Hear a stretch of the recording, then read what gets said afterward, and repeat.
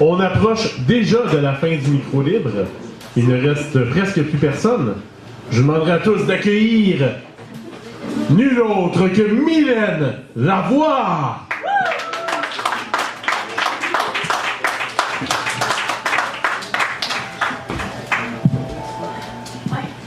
Ok, c'est bon. Hey, je vous dis, je suis contente en tabarouette d'être rentrée. Au moins ici, on est au chaud, on est en sécurité, c'est tout ce qui compte. Je regarde que personne rentre là, parce que je vous dis pourquoi. La nuit, il y a des drôles de créatures qui rôdent. Je vous dis, des affaires pas catholiques. Des affaires qu'on veut pouvoir. Je suis chanceuse, je suis ici. Donc je vais vous raconter ça. Parce que pour être ici, je vous le dis, il n'y a pas d'autre mot, je me suis échappée. La lune était bien haute dans le ciel noir. Au-dessus, des sapins enneigés. Aucune étoile ne brillait. Tout était calme et les routes étaient désertées. Le disque blanc luisait de toute sa beauté. Il était rond tel un visage impassible, sans expression, neutre, inaccessible. C'était la pleine lune au mois de février. Les arbres se dressaient tels des géants, obstruant la vue comme un immense bouclier. La lune perçait dans la forêt quelques trouées, donnant à l'île un air envoûtant, inquiétant. Il y régnait un silence étrange dû à l'absence de bruit. Sur la neige blanche, des ombres glissent sans bruit. Puis tout à coup, j'entends un craquement. Des pas, un homme, la neige qui tombe, un animal rôdant. Mon cœur s'accélère et sur un bruit, l'essence se titille. Un couple, juste ça. Eh oui, un couple dans la quarantaine marche sur le chemin. Il ne regarde pas les lumières de la ville qui scintille. De l'autre côté de la rive se trouve la ville Macatin. Car si je l'aime avec ses édifices, je la méprise. Si j'ai besoin d'elle pour vivre, je rêve de son opposé. Si je me vautre dans ses plaisirs, je fuis sa prise. Et si je reviens vers elle, c'est pour mieux la posséder. Je reviendrai vers elle une autre fois. Je me suis échappée. Je savoure chaque moment de délice de cette liberté. Je hume le vent, les arbres, l'eau, la terre. L'air pur est imprégné de la senteur des conifères. De l'autre côté de la rive, je crois apercevoir des lumières. Des toutes petites lumières multicolores qui dansent dans l'herbe. Bleu, jaune, rouge. Le charme sur moi opère. Elles forment un spectacle irréel et superbe. Elles m'invitent à les rejoindre dans une danse endiablée que de toutes mes forces et mon âme, j'essaie de refuser. Mais mon corps se traîne, malgré moi, vers ces bestioles qui dans l'herbe s'effilochent, badinent et batifolent. Je réalise soudain que ces lumières, oui, sont œuvres du diable, des démons, des feux follets, entraînant les voyageurs.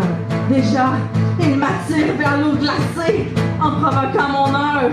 J'écris non, non! Mon esprit refuse cette fable, cette comédie. J'entends les loups grogner, hurler à la pleine lune. Je ne donne pas cher de ma peau sous cette étrange lubie. Je paie le prix de ma trahison envers ma catin, de mon infortune. Il faut que je me sorte de ce mauvais pas pour aller rejoindre son lit. Je fouille dans mes poches et Dieu merci, je trouve un canif. Un canif tout simple que mon grand-père m'avait donné, qu'il m'avait dit au cas où tu rencontrerais des esprits primitifs.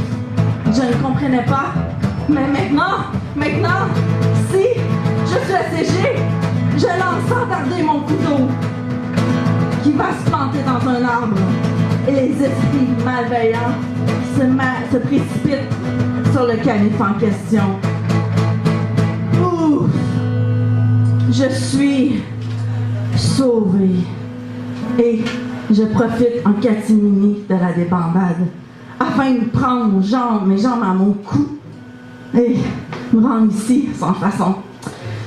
Mais si seulement, au moins je me suis rendue ici. Parce que, non seulement, une chance que le croix sur le Mont-Royal, sinon, je suis même pas sûre que je serais ici parce que j'ai été traquée. La nuit était très avancée et j'étais si fatiguée. De pas suspicieux, je marchais vers la direction du café. En sueur, je tente de me convaincre, oui, que le danger est passé et espère que la nuit ne cachera pas d'autres pièges dissimulés. C'est là que, au secours, un garou me traque dans la nuit. Je l'ai vu à la lueur menaçante de la lune et des étoiles étincelantes. Oh Dieu, venez à mon secours, je vous prie. Ces crocs de chien à travers ces babines retroussées, ces yeux rouges, des flammes venues de l'enfer pour une pauvre dame. Ah, voici que moi, damnés, qui ont fait excès d'eau de vie, d'alcool et de chair. Il me suit à travers la nuit et hurle comme un fripon. Pas à pas, je sens son haleine fétide sur mes talons. J'essaie à travers la forêt de me cacher. Je fuis de mes créants qu'il est et c'est de mes propres démons. Une croix se dresse au loin devant moi, sauvée. Au bout du chemin de terre, à toute allure, je cours. J'irai à la messe à tous les dimanches, il le faut, et me confesser. Seigneur, je vous en supplie, si je revois un jour le jour, un long hurlement glacé se fait entendre dans la nuit.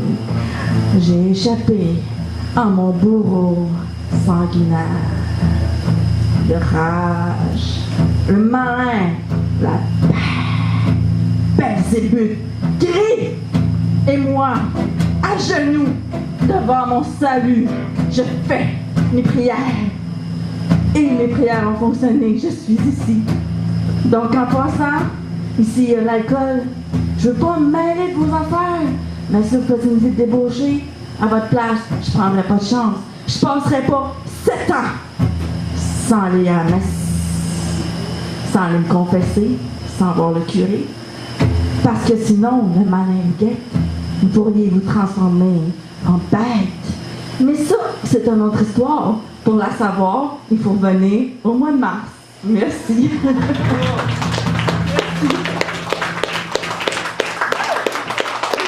Mylène Lavoie.